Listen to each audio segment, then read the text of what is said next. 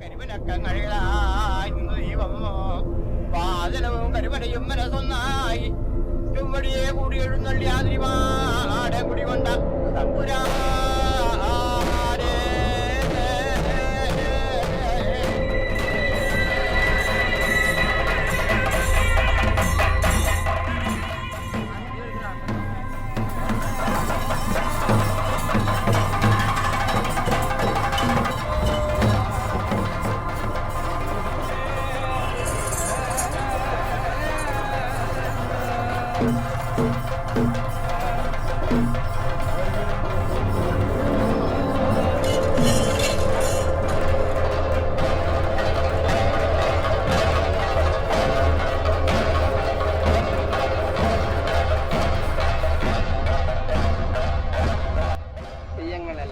രാത്രി നടക്കുന്നു. അന്നേരം പ്രേതപിശാചുക്കളെല്ലാം നടക്കുന്നുണ്ടെന്ന് നമുക്ക് പണ്ടില്ലേ പറയലുണ്ട്.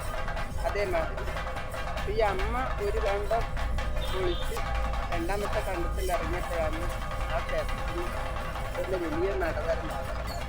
അന്നേരം വല്ല റോഡൊന്നും ഇല്ലല്ലോ.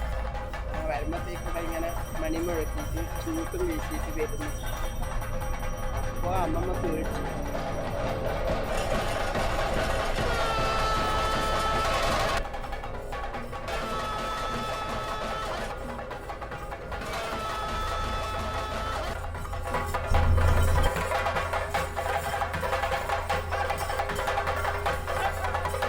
കേരളത്തിലെ സാമ്പത്തിക ബന്ധമാണ് സത്യത്തിൽ മിക്കവാറും തെയ്യങ്ങളെ ഉണ്ടാകുന്നത്.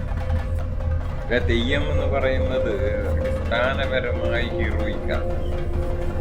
ഹീറോയിക് കൾട്ടാണ്.